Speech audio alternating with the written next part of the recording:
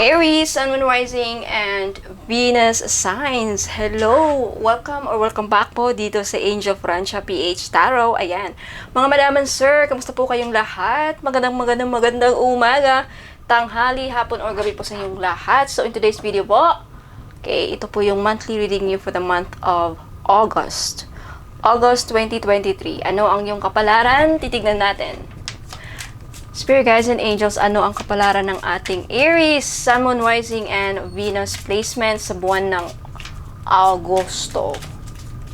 Sa buwan ng Agosto, August 2023. Ayan. Paalala lang po sa lahat, this is a general reading. Hindi po ito magre-resonate po sa inyong lahat. Okay. Ayan.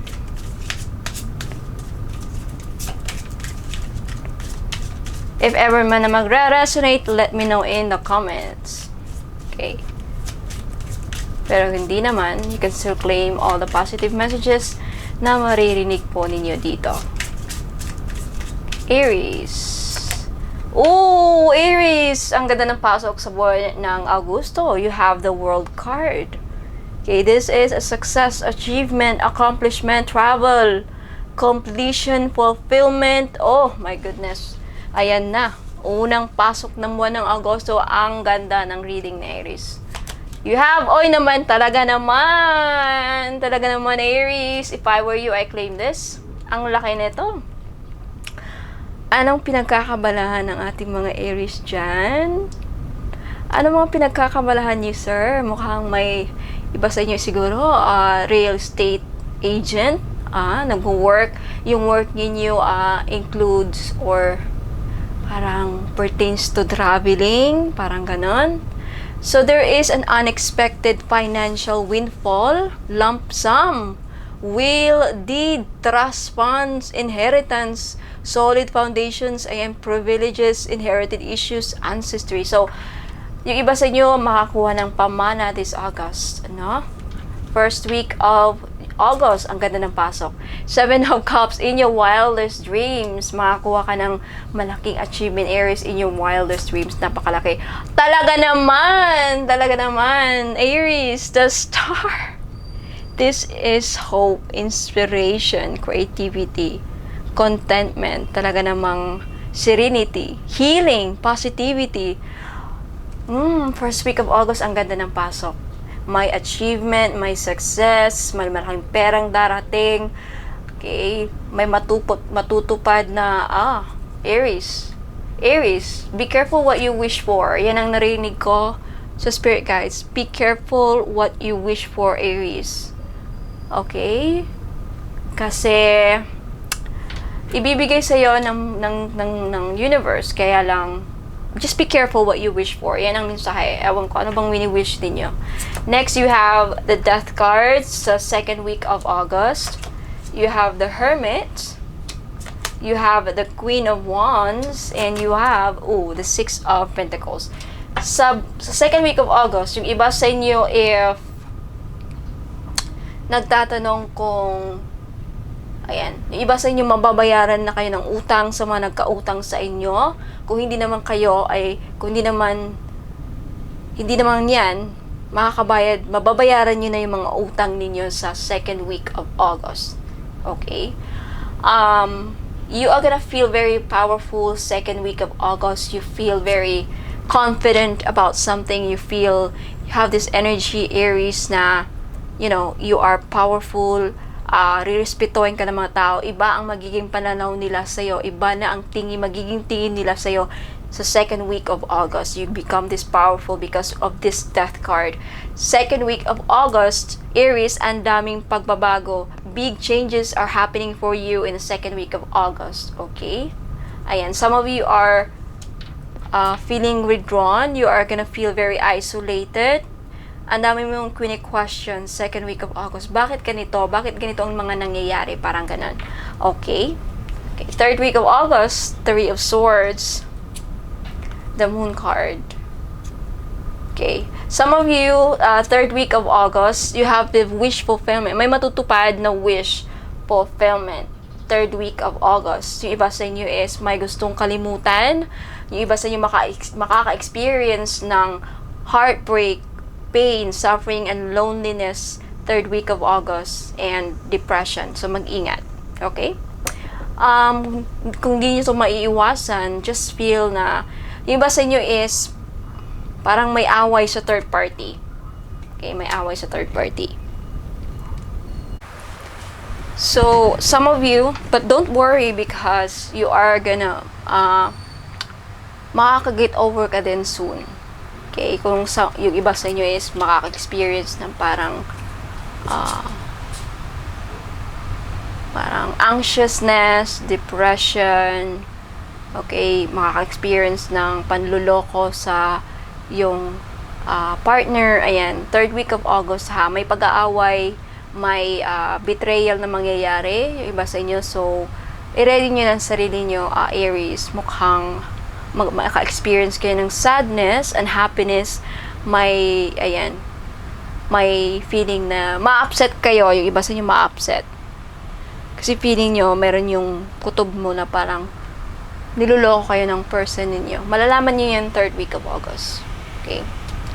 Ayan na, this is general reading ha. Hindi yan mangyayari kung wala kayong partner. Ayan. So, ingat-ingat lang. Mukhang last week of August, bago magtatapos, magkakabalikan din kayo, magkakaayos. Ayan na. Magiging happy ulit kayo. Parang mayroon lang pag-aaway. Okay? Makaka-experience ka lang ng parang this heartbreak. Ganoon naman talaga. Okay? So, bago magtapos ang August, Aries, mag-ingat-ingat sa inyong budget. Mag-ingat sa inyong pera. Tignan kung saan napupunta ang pera. Kasi mukhang first week, ayan, ng August or second week, basta sa August, makakatanggap kayo ng malaking pera. And then, ayan na, siguro bago matapos, siguro maubos lang din to sa may 6 of Pentacles so maubos lang din sa parang bigay-bigay, bili-bili, parang ganon. And then, by the end of August, ayun na, medyo mahirapan ka na. So, mag-ingat sa mga budget. Okay? Parang, ayan. Bago magtapos yung August, bago matapos ang buwan Aries, mag-ingat sa mga, wag masyadong magpaka-stress, okay?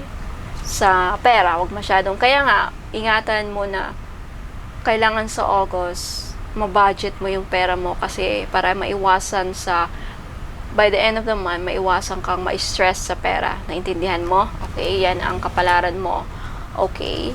Kung meron mang paghihiwalayan na mangyari, away, sa middle or second week to middle part or middle week or mid August, ayan, sometime mid-August may pag-aaway, mayroong sadness, okay, mawawala din yan, maging temporary yan kasi magkakaayos din kayo bago magtatapos ang buwan ng Agosto. Okay, ano pa mga dapat mong malaman? Anong kapalaran ng ating okay. May opportunity na darating sa August sa mga naghahanap ng pera, trabaho, kaperahan. Ayan. Okay, grab this opportunity. Makatanggap kayo ng news, good news. Okay? Makatanggap kayo ng news and this opportunity would lead to your financial changes, financial security, financial stability. Okay? Financial foundation. So, take this opportunity, take advantage of this opportunity na darating sa buwan ng Agosto kasi this is your main energy, Aries. Okay, remember, main energy mo is there is, ayan, kung may plano kayo mag-invest, pag-aralang mabuti, okay, pag-aralang mabuti. Huwag magpadalos-dalos kasi mukhang illusion lang yan. Okay, ayan, may mga promises na sinasabing, sir, pag ganitong invest mo, malaki ang ibabalik. Mag-ingat sa mga scams ngayon.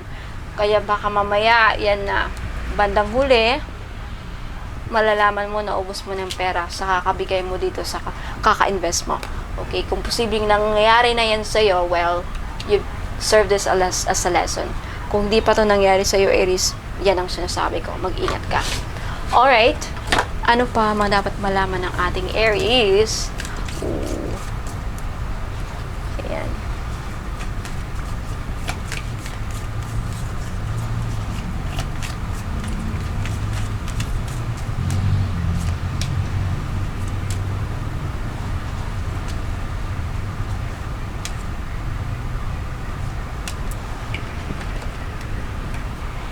sa buwan ng August.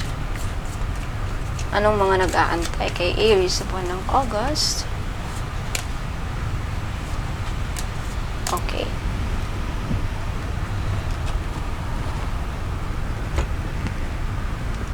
Okay, Aries, you have a throne, position of authority. Yung iba sa inyo mapopromote to the highest position this August. Ayan. You are gonna be sitting on a throne, on a malaking position to. Iba sa inyo makakahanap ng trabaho and then mapupunta sa isang malaking posisyon, no? Aries, ayan, ang ganda naman. Okay, next, you have new job, new career. Ayan, pin. So, mabibigyan, yun na nga Page of Pentacles. Sa mga naghahanap ng trabaho this August, ayan, makakahanap kayo ng trabaho. Okay? May trabaho, may bagong trabaho. Ayan. Next, you have August. What a coincidence. Okay, ayan naman talaga. Very synchronistic ang ating reading. This August talaga mangyayari yan. Next, you have Tortoise. Okay, slowly but surely getting ahead. So, ayan. Patience is a virtue. Remember that, Aries, okay? Ayan.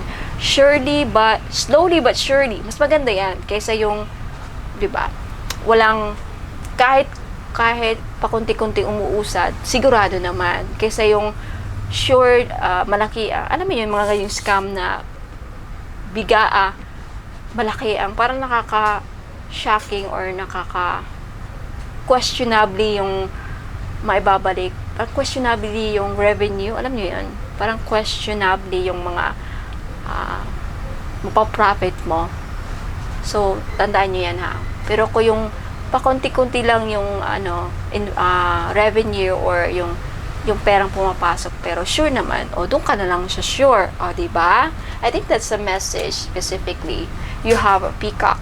Beware of great pride. So, tandaan yan. Especially sa third week and last week of August. Okay, Aries? Beware of great pride. Next, you have Diamond. You'll be receiving or giving a precious gift. So, yung iba sa inyo is makakatanggap ng regalo. Possibly a diamond. Malaki to. Kaya malaking halaga. Mukhang malaking halaga kasi diamond. Or, kung hindi naman, mukhang ikaw, Aries, ay may plano kang magbibigay ng gift sa, I don't know, kamag-anak mo, loved ones mo this August. You also have marriage. Okay, so, I feel like there has something to do with your marriage here in the month of August. Yun na, maybe there's a third party na mangyayari, but don't worry, magkakayos din kayo before magtatapos ang buwan, by the end of this month. Next, you have Torch. Spiritual development, enlightenment, awareness, and understanding. See? Maliliwanagan ka din. If there's something, that's why pala there is this moon card. Maliliwanagan ka din. Itong tandaan mo, Aries ha, if maramdaman nyo yung energy or this energy pa the second week to last week of August na parang meron kang hindi klaro sa buhay mo, may gusto kang malaman, may mga questions ka, may bumabagabag, hindi ko naman maala, may bumabagab, ano naman yan? May parang something na wino-worry mo, okay? Meron kang wino-worry, may wino-worry ka in the month of August, maliliwanagan ka bago magtapos ang buwan ng Agosto. Okay? So, ayan. So, Aries, Sun, Moon, Rising, and Venus signs. Tingnan natin kung ano pa ang mensahe sa'yo ng iyong spirit guides. Okay. Sa buwan ng August. Ayan na. Okay, you have, explore your options now. It's time to look at other possibilities. It's a good time to make changes. Meron talagang mga pagbabago na mangyayari. Big changes will happen to you for a lot of you, Aries, in the second week of August. If not first week, second week. So accept these changes because it's for the better. Okay? There's a new dawn for you. The worst is now behind you and positive new experiences are on the horizon. May mga gandang talaga mapagbabago na mangyayari sa iyo this August, Aries, okay? Positive new experiences, okay? Ang darating sa inyo sa Agosto. So, ayan, Aries. Yan po ang iyong kapalaran sa buwan ng August. Maraming salamat. Let me know in the comments if this reading resonates with you. You can claim these positive changes, positive messages na marinig nyo. Okay? Let me know in the comments. I claim this. Thank you, universe. Thank you, guardian angels. Thank you, God. Okay? Aries, Sun, Moon, Rising, and Venus signs. Maraming salamat. Okay? Good luck, more power. God bless. I'll see you next time. Paalam!